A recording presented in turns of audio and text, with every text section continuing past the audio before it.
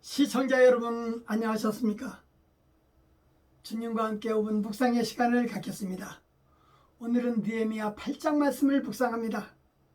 본문은 예루살렘 성을 재건하고 백성들이 정착하자 느헤미야는 백성들의 영적 재각성과 하나님의 언약 백성으로서 그분께 순종하는 삶을 다짐토록 하기 위해서 성회를 열었습니다.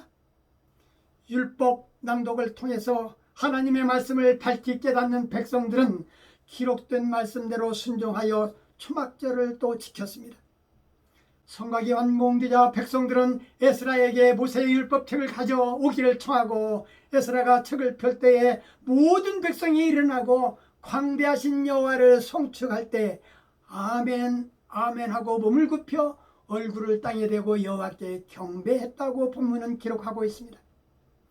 본서는 크게 1장에서 6장 부분과 7장에서 13장의 부분으로 나눌 수 있습니다. 앞부분은 주로 느헤미야에 관한 내용이고 뒷부분은 에스라에 관한 내용입니다. 느헤미야가 예루살렘 성의 재건이라는 막중한 과업을 감당했다면 에스라는 이스라엘 백성의 무너진 심령을 다시 구축하는 사역에 종사하였습니다.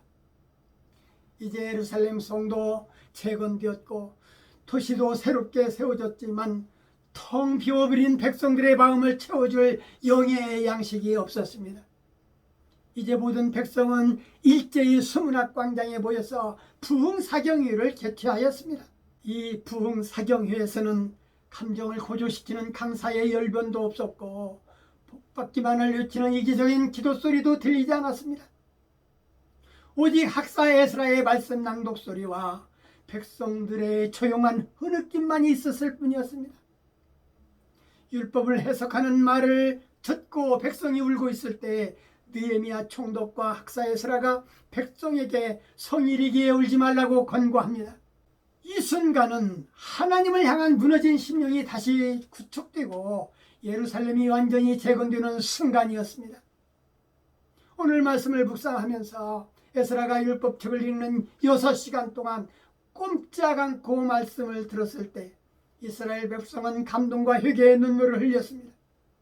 하나님 말씀에 진심으로 귀를 기울이면 하나님을 알게 되는 것입니다.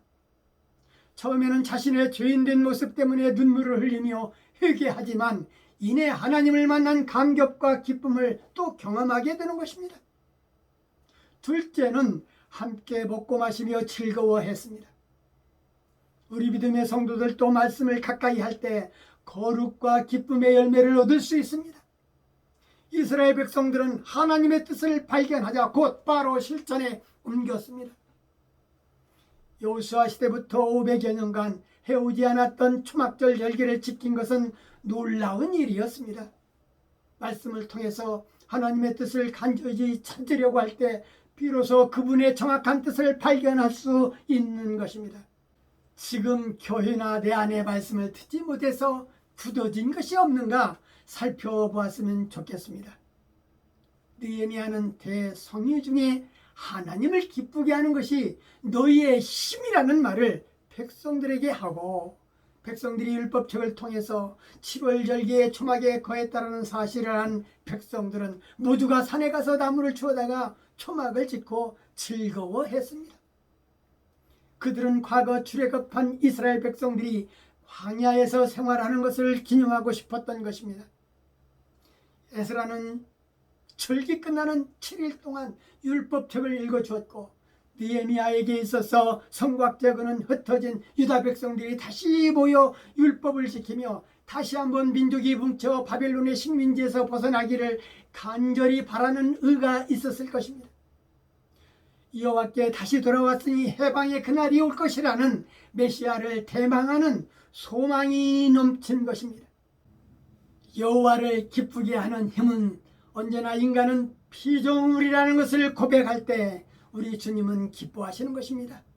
믿음의 사람이어야 하고 성령의 사람이어야 하는 것입니다. 힘이 없다면 모든 일을 할 수 없습니다. 하나님을 기쁘게 하는 힘은 성도들의 믿음 생활이요 기도 생활임을 전하 시청자 여러분들은 잊지 않도록 해야 할 것입니다. 오늘 말씀 여기까지입니다. 시청해 주셔서 대단히 감사합니다. 내일 다시 뵙겠습니다. 안녕히 계십시오.